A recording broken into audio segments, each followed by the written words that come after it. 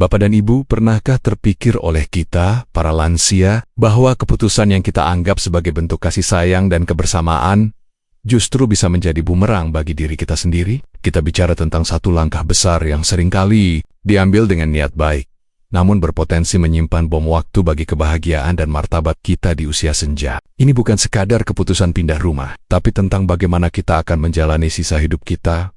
Seringkali kita melihat potret ideal lansia yang tinggal bersama anak Yuka sebagai akhir bahagia yang sempurna. Terbayang momen-momen hangat, tawa riang, dan rasa aman dalam dekapan keluarga. Namun, di balik gambaran indah itu, ada kenyataan pahit yang jarang terungkap, bahkan oleh mereka yang sudah menjalaninya. Ini adalah sebuah kesalahan fatal yang banyak lansia tidak sadari. Sebuah titik balik yang mengubah segalanya, seringkali ke arah yang tidak kita inginkan. Selamat pagi Bapak dan Ibu semua. Apa kabar hari ini? Semoga selalu sehat dan penuh semangat ya. Terima kasih banyak sudah meluangkan waktu untuk berkunjung di video ini. Dan bagi Anda yang baru pertama kali mampir ke channel ini, selamat datang di Sahabat Lansia Sehat. Kami hadir untuk berbagi informasi penting dan bermanfaat khusus untuk Anda, para lansia hebat di seluruh Indonesia. Hari ini, kita akan membahas sebuah topik yang mungkin sensitif, namun sangat krusial untuk masa depan Bapak dan Ibu sekalian. Kita akan bicara tentang sebuah keputusan besar yang kerap diambil oleh banyak lansia, tinggal bareng anak. Sekilas, ini terdengar ideal bukan? Siapa yang tidak ingin menghabiskan masa tua dikelilingi oleh orang-orang tercinta? Namun, seperti yang akan kita kupas tuntas, keputusan ini bisa jadi adalah kesalahan fatal saat memutuskan tinggal bareng anak. Bersama kita hari ini adalah seorang ahli di bidangnya, Dr. Bambang Baskoro. Beliau adalah seorang dokter geriatrik dengan pengalaman lebih dari 30 tahun, yang telah menyaksikan langsung berbagai dinamika kehidupan lansia. Beliau menegaskan bahwa meskipun tinggal bersama anak sering dianggap sebagai bentuk kasih sayang dan tradisi yang kuat dalam budaya kita di Indonesia, ada sisi lain yang jarang disinggung. Keputusan ini yang didasari niat baik justru bisa berujung pada hilangnya kebebasan. Candlely Financial, bahkan ironisnya, bisa merusak hubungan keluarga yang sudah terjalin indah. Video ini bukan bermaksud menakut-nakuti atau melarang. Justru, sebaliknya, kami ingin Bapak dan Ibu memiliki pemahaman yang utuh. Sebuah peta jalan yang jelas. Sebelum mengambil langkah sepenting ini, kami akan membongkar risiko-risiko tersembunyi yang mungkin dihadapi oleh lansia berusia 65 tahun ke atas ketika memutuskan untuk tinggal bersama anak-anak mereka. Ini adalah informasi yang mungkin tidak akan Anda dapatkan dari obrolan santai. Sebuah pencerahan yang bisa menyelamatkan masa tua Anda dari kekecewaan. Mari kita selami lebih dalam agar kita semua bisa membuat keputusan terbaik untuk diri sendiri dan keluarga. Sebelum kita masuk ke pembahasan yang lebih mendalam, saya ingin tahu dari kota mana Anda menonton video ini dan berapa usia Anda saat ini. Silakan tulis di kolom komentar di bawah. Jangan lupa juga untuk menyukai video ini dan subscribe ke Sahabat Lansia Sehat, agar Anda tidak ketinggalan berbagai tips dan ilmu terbaru dari kami. Sekarang, mari kita bahas. Ada 5 risiko utama yang perlu Bapak dan Ibu waspadai ketika memutuskan untuk tinggal bersama anak. Mari kita bedah satu persatu secara detail. Hilangnya kendali atas keuangan banyak lansia. Dengan niat tulus dan rasa percaya penuh, menyerahkan uang pensiun atau tabungan mereka kepada anak dengan harapan akan dikelola dengan baik untuk kebutuhan bersama, atau setidaknya untuk kebutuhan orang tua sendiri. Ini adalah tindakan yang didasari oleh keyakinan bahwa anak adalah tempat paling aman untuk menitipkan harta. Namun, disinilah letak salah satu jebakan terbesar.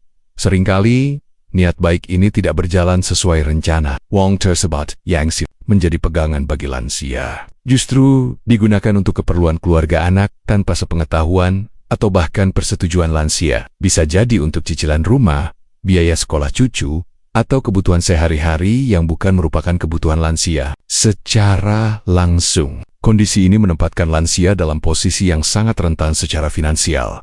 Yang lebih memprihatinkan, banyak lansia merasa sungkan untuk bertanya atau meminta uangnya kembali. Ada rasa tidak enak, rasa takut dianggap tidak percaya pada anak, atau bahkan rasa malu jika uang tersebut memang sudah habis terpakai. Akibatnya, mereka kehilangan kendali penuh atas aset mereka sendiri, menjadi tergantung pada kedermawanan anak, dan parahnya, mungkin tidak memiliki sisa dana darurat jika sewaktu-waktu dibutuhkan. Ambil contoh kasus Ibu Murni, beliau menjual rumah kontrakannya dan menyerahkan seluruh hasil penjualan kepada putra sulungnya, dengan harapan uang itu bisa disimpan dan digunakan untuk kebutuhan beliau di masa tua. Namun, seiring berjalannya waktu, Ibu Murni mulai merasa seperti tamu di rumah anaknya sendiri. Ketika ia mencoba bertanya tentang sisa uangnya, jawabannya selalu mengambang. Atau ia diberitahu bahwa uangnya sudah habis untuk renovasi rumah atau kebutuhan cucu. Ibu Murni akhirnya tidak tahu menahu lagi tentang sisa uangnya dan merasa kehilangan pegangan. Ia merasa tidak berdaya dan terperangkap dalam situasi finansial yang tidak pernah ia bayangkan. Untuk menghindari skenario seperti Ibu Murni, ada beberapa saran krusial. Pertama dan terpenting, simpanlah tabungan di rekening pribadi Anda. Rekening tersebut haruslah hanya Anda yang memiliki akses penuh. Kedua, buatlah rencana keuangan tertulis yang jelas sebelum Anda pindah, termasuk alokasi dana untuk kebutuhan pribadi Anda. Jangan takut untuk mendiskusikannya secara terbuka dengan anak. Ketiga, jika ada transaksi besar atau pengelolaan aset yang melibatkan anak, pertimbangkan untuk melibatkan pihak ketiga yang netral seperti notaris atau penasihat keuangan. Ini bukan berarti Anda tidak percaya pada anak, melainkan sebagai bentuk perlindungan diri dan menjaga transparansi demi kebaikan bersama. Ingat, kemandirian finansial adalah kunci martabat di usia senja. Hilangnya kebebasan pribadi ketika kita masih tinggal di rumah sendiri. Kita memiliki kendali penuh atas hidup kita. Kita bisa menentukan waktu minum teh, kapan ingin menerima tamu, atau acara TV apa yang ingin kita tonton. Itu adalah kebebasan kecil yang seringkali tidak kita sadari nilainya, namun sangat penting untuk menjaga kualitas hidup. Namun saat tinggal bersama anak, kebebasan kecil ini bisa lenyap begitu saja. Perlahan tapi pasti, lansia mungkin merasa harus menyesuaikan diri dengan aturan dan ritme hidup keluarga anak. Jadwal makan, waktu tidur, bahkan kebiasaan paling sederhana seperti memutar musik atau membaca buku di ruang tamu bisa jadi terbentur dengan kebiasaan penghuni rumah lainnya. Jika Anda terbiasa tidur larut malam, Anda mungkin harus tidur lebih awal karena kucekuka sudah harus istirahat. Jika Anda suka memasak makanan tertentu, Anda mungkin tidak bisa lagi karena dapur sudah sibuk atau anak tidak suka baunya. Contoh kasus yang menyedihkan adalah Pak Mahmud. Beliau adalah pensiunan guru yang sangat aktif dan memiliki banyak teman. Setelah pindah ke rumah anaknya, Pak Mahmud mendapati bahwa ia tidak bisa lagi menerima tamu dengan leluasa. Ia juga tidak bisa lagi memasak makanan kesukaannya karena menantu perempuannya punya aturan ketat di dapur. Bahkan, untuk keluar rumah sendirian pun ia harus meminta izin atau ditemani. Semua rutinitas yang dulu membuatnya merasa hidup dan berdaya, kini harus ia lupakan. Kehilangan kebebasan ini memiliki dampak psikologis yang mendalam. Ini dapat secara perlahan mengikis harga diri, memicu perasaan tidak dibutuhkan, dan bahkan menyebabkan depresi. Ketika kita tidak bisa lagi melakukan hal-hal yang dulu kita nikmati, atau merasa selalu diawasi dan diatur, rasanya seperti kehilangan identitas. Rasa otonomi, yang sangat penting bagi kesejahteraan mental lansia, akan terkikis habis. Kita menjadi merasa seperti beban, bukan lagi sebagai individu yang berhak atas pilihan hidupnya sendiri. Maka dari itu, untuk menjaga kebebasan pribadi, saran terbaik adalah pertahankan otonomi sebanyak mungkin. Jika kondisi memungkinkan, tetaplah tinggal di tempat sendiri. Jika itu tidak memungkinkan karena alasan kesehatan atau keamanan, pertimbangkan untuk mencari tempat tinggal yang dekat dengan anak, namun tetap terpisah. Misalnya, di kompleks perumahan yang sama, atau bahkan di unit terpisah dalam satu lahan. Jika memang harus tinggal satu atap, sejak awal harus ada diskusi yang terbuka dan jujur mengenai batasan pribadi, ruang privasi dan kebiasaan masing-masing. Buatlah kesepakatan yang jelas, agar kedua belah pihak merasa nyaman dan tetap memiliki ruang untuk diri sendiri. Ketiga, retaknya hubungan keluarga. Ironisnya, niat untuk mendekatkan diri dengan keluarga justru bisa berujung pada kerenggangan hubungan. Tinggal bersama dalam satu atap 24 jam sehari, 7 hari seminggu, dapat memunculkan konflik akibat perbedaan kebiasaan yang selama ini tidak pernah disadari karena adanya jarak, perbedaan pola tidur, selera makan, cara mengatur waktu, bahkan hal kecil seperti kebersihan rumah atau penggunaan kamar mandi, bisa menjadi pemicu ketegangan. Kehangatan hubungan yang dulu ada, yang mungkin terjalin indah saat bertemu sesekali di acara keluarga atau liburan, bisa berubah menjadi kecanggungan dan ketegangan yang konstan. Obrolan yang dulu akrab bisa jadi minim, atau justru dipenuhi dengan sindiran dan keluh kesah. Rasa jenuh karena terlalu sering bertemu tanpa adanya ruang pribadi yang cukup bisa membuat hubungan menjadi kering dan tegang. Hubungan yang tadinya didasari kasih sayang murni, kini bisa terasa seperti kewajiban yang membebani. Contoh kasus yang menyedihkan adalah Ibu Salamah. Beliau memutuskan untuk tinggal bersama putrinya, Dwi, setelah suaminya meninggal. Awalnya semua baik-baik saja, namun seiring waktu, perbedaan kebiasaan mulai muncul. Ibu Salamah yang terbiasa bangun subuh dan langsung beraktivitas, merasa tidak nyaman dengan kebiasaan Dwi yang bangun siang. Dwi pun merasa risih dengan kebiasaan ibunya yang suka menata ulang perabot rumah. Lambat laun, hubungan Ibu Salamah dengan putrinya, Dwi, menjadi renggang dan penuh basa-basi. Tawa dan canda yang dulu sering terdengar kini berganti dengan keheningan. Yang Kang, bahkan cucu-cucunya pun mulai menjaga jarak karena merasakan ketegangan antara ibu dan nenek mereka terlalu dekat tanpa adanya. Ruang pribadi yang memadai dapat membuat jenuh, memicu rasa kesal, dan akhirnya merusak ikatan emosional. Kita semua membutuhkan zona aman dan waktu untuk diri sendiri, tidak terkecuali lansia dan anak-anak yang merawatnya. Kurangnya privasi dan batasan yang jelas akan membuat hubungan terasa sesak dan akhirnya retak.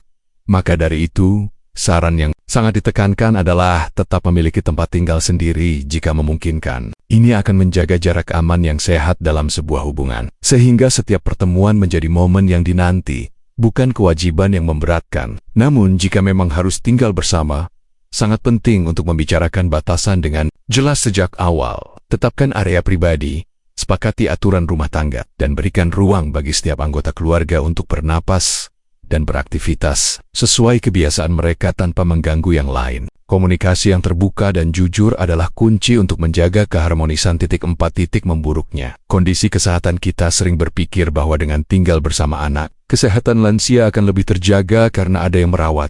Namun, kenyataannya bisa jadi sebaliknya. Perubahan lingkungan, rutinitas yang mendadak berubah, dan stres akibat adaptasi dengan kehidupan baru dapat berdampak negatif secara signifikan pada kesehatan fisik dan mental lansia. Tubuh dan pikiran lansia sangat rentan terhadap perubahan mendadak.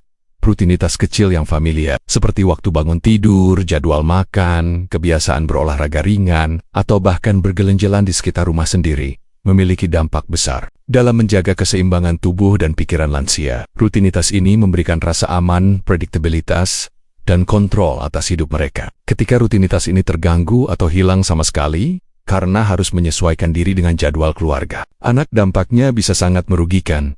Contoh kasus yang memprihatinkan adalah Pak Suyono. Beliau adalah pensiunan yang cukup aktif, rutin berjalan kaki setiap pagi, dan selalu makan di jam yang sama. Namun, setelah pindah ke rumah anaknya di kota lain, rutinitasnya hancur. Ia tidak bisa lagi berjalan kaki sebebas dulu karena lingkungan yang berbeda. Jadwal makan tidak menentu mengikuti keluarga anak, dan ia sering terbangun di malam hari karena suara dari kamar cucu. Dalam waktu singkat, kondisi kesehatannya menurun drastis. Tekanan darahnya melonjak tajam, ia mulai sulit tidur setiap malam, dan bahkan mengalami gejala awal gangguan kognitif seperti mudah lupa dan kebingungan. Penurunan ini jelas terkait dengan stres, akibat adaptasi dan hilangnya rutinitas yang dulu menopang kesehatannya. Stres yang berkepanjangan, akibat perubahan lingkungan dan hilangnya kendali atas rutinitas pribadi, dapat memicu berbagai masalah kesehatan, mulai dari peningkatan tekanan darah, gangguan tidur, melemahnya sistem imun, hingga depresi dan penurunan fungsi kognitif. Lingkungan yang tidak nyaman secara emosional juga bisa memperburuk kondisi penyakit kronis yang sudah ada. Oleh karena itu, sangat penting untuk mempertimbangkan dampak perubahan lingkungan terhadap rutinitas dan kesehatan Anda. Jika Anda membutuhkan perawatan atau pengawasan, pertimbangkan alternatif lain sebelum memutuskan tinggal bersama anak. Misalnya, mempekerjakan bantuan profesional yang datang ke rumah Anda sendiri, seperti perawat harian atau pengasuh. Ini memungkinkan Anda untuk tetap berada di lingkungan yang familiar, menjaga rutinitas yang sudah terbangun, dan menikmati kenyamanan rumah sendiri, sambil tetap mendapatkan perawatan yang dibutuhkan. Pilihan ini seringkali lebih baik untuk menjaga kesejahteraan fisik dan mental. Lansia 5. Kerentanan terhadap penyalahgunaan finansial dan emosional. Ini adalah salah satu risiko paling menakutkan dan seringkali tidak terduga. Lansia yang tinggal bersama anak tanpa batasan yang jelas, terutama dalam hal finansial dan aset, berada dalam posisi yang sangat rentan, baik secara hukum maupun emosional. Kepercayaan penuh kepada anak, yang adalah hal yang wajar bagi orang tua, bisa saja disalahgunakan, entah karena niat buruk atau karena anak sedang terdesak kebutuhan. Ini bisa berupa penyalahgunaan dana, atau bahkan pengalihan aset dan properti secara tidak sah. Penyalahgunaan ini tidak selalu dalam bentuk kejahatan murni. Terkadang ini adalah hasil dari tekanan ekonomi yang dihadapi anak, atau pemahaman yang berbeda tentang hak milik. Namun, dampaknya sama merugikan bagi lansia. Mereka bisa kehilangan seluruh harta benda mereka, bahkan tanpa menyadarinya sampai semuanya terlambat. Penyalahgunaan emosional juga bisa terjadi, di mana lansia dimanipulasi atau diintimidasi agar menyerahkan apa yang mereka miliki. Contoh kasus yang tragis adalah Bu Rohani. Setelah suaminya meninggal, putranya meminta Bu Rohani untuk mencantumkan namanya dalam rekening gabungan agar lebih mudah mengurus kebutuhan ibu. Bu Rohani yang sangat percaya menyetujuinya. Tak lama kemudian, putranya juga meminta agar surat rumah Bu Rohani dipindahkan ke pemilikannya atas nama anak dan generation, memudahkan warisan nanti. Bu Rohani pun menyetujui. Namun, betapa terkejutnya Bu Rohani ketika suatu hari putranya memberitahu bahwa rumah tersebut sudah dijual, tanpa persetujuan atau bahkan diskusi sebelumnya dengan Bu Rohani. Ia pun diusir dari rumahnya sendiri dan terpaksa tinggal menumpang di rumah saudaranya. Ini adalah bentuk penyalahgunaan kepercayaan yang sangat menyakitkan. Untuk melindungi diri dari risiko ini, saran paling penting adalah jangan melepaskan seluruh kendali atas hidup sendiri, terutama terkait finansial dan properti. Anda memiliki hak penuh atas aset Anda. Jika ada diskusi atau keputusan terkait uang atau properti, libatkan pihak ketiga yang netral seperti pengacara atau notaris. Mereka bisa memastikan bahwa semua proses berjalan sesuai hukum dan melindungi hak-hak Anda. Buatlah kesepakatan tertulis yang jelas untuk setiap pengelolaan aset atau keuangan. Yang tak kalah penting, jangan pernah ragu untuk mengatakan tidak jika ada permintaan yang Anda rasa memberatkan atau tidak adil. Batasan yang jelas adalah bentuk perlindungan diri. Dr. Bambang Baskoro menekankan bahwa tujuan dari semua penjelasan ini bukan untuk menuduh anak-anak, karena kita tahu bahwa banyak sekali anak yang merawat orang tua mereka dengan penuh kasih sayang, tulus, dan ikhlas. Ada banyak cerita indah tentang anak-anak yang berbakti dan menjadi pahlawan bagi orang tua mereka di usia senja. Namun, penting bagi kita, para lansia, untuk mempersiapkan diri terhadap kemungkinan terburuk dan memahami potensi risiko. Ini adalah langkah proaktif demi menjaga hubungan yang sehat, kebahagiaan, dan yang terpenting, martabat diri kita di usia senja. Ada banyak alternatif selain tinggal bersama anak yang bisa Anda pertimbangkan, seperti tetap tinggal mandiri di rumah sendiri namun di dekat keluarga, menggunakan bantuan perawat profesional yang datang ke rumah, atau bahkan bergabung dengan komunitas lansia yang aktif dan suportif. Keputusan akhir tentang di mana dan bagaimana Anda akan menghabiskan masa tua haruslah didasarkan pada dialog yang jujur, terbuka, dan saling menghargai antara Anda sebagai lansia dan keluarga Anda. Ingat, pilihan terbaik adalah pilihan yang membuat Anda bahagia dan bermartabat. Nah, setelah kita memahami berbagai risiko yang mungkin muncul, lalu apa solusinya? Bagaimana kita bisa memastikan masa tua yang tenang dan bahagia tanpa harus terjebak dalam masalah-masalah ini? Bapak dan Ibu, kita sudah membahas 5 risiko fatal yang bisa terjadi ketika lansia memutuskan untuk tinggal bersama anak. Ingat, masalah ini bukan hanya tentang kenyamanan fisik, tapi juga tentang kesejahteraan emosional, kemandirian finansial, dan bahkan martabat diri kita. Setiap poin yang kita diskusikan tadi, mulai dari hilangnya kendali keuangan, kebebasan pribadi, retaknya hubungan keluarga, memburuknya kesehatan, hingga kerentanan terhadap penyalahgunaan adalah pelajaran berharga yang harus kita pegang teguh. Penting bagi kita untuk menyadari bahwa cinta dan bakti anak tidak selalu berarti harus tinggal satu atap. Terkadang, menjaga jarak fisik justru bisa memperkuat ikatan emosional dan mencegah konflik yang tidak perlu. Pertimbangkan dengan matang setiap aspek sebelum mengambil keputusan besar ini. Diskusikan secara terbuka dengan anak-anak Anda, libatkan pihak ketiga jika diperlukan, dan selalu utamakan kesejahteraan serta kemandirian Anda. Keputusan tentang masa tua adalah hak Anda sepenuhnya. Jangan biarkan rasa sungkan atau tekanan sosial membuat Anda mengambil langkah yang justru berpotensi merugikan diri sendiri. Ingat, masa tua adalah waktu untuk menikmati hasil kerja keras Anda, waktu untuk kebahagiaan dan kedamaian, bukan untuk terjebak dalam masalah dan kerugian. Bagaimana Bapak dan Ibu? Apakah Anda sudah siap untuk mengambil kendali penuh atas masa tua Anda? Mari kita bersama-sama menghindari kebiasaan buruk yang seringkali membuat kita kehilangan kendali, seperti menyerahkan seluruh tabungan atau properti tanpa perencanaan yang matang dan tanpa batasan yang jelas. Jangan biarkan ketidaknyamanan berkomunikasi menghambat Anda untuk menentukan masa depan Anda sendiri. Ajak juga teman lansia Anda, tetangga, atau sanak saudara yang mungkin juga sedang mempertimbangkan keputusan ini. Bagikan video ini kepada mereka agar informasi penting ini bisa sampai ke lebih banyak lansia. Mari kita bersama-sama menjadi lansia yang sehat, bahagia, mandiri, dan bermartabat. Terima kasih banyak sudah menonton video ini sampai habis. Sampai jumpa di video Sahabat Lansia Sehat selanjutnya.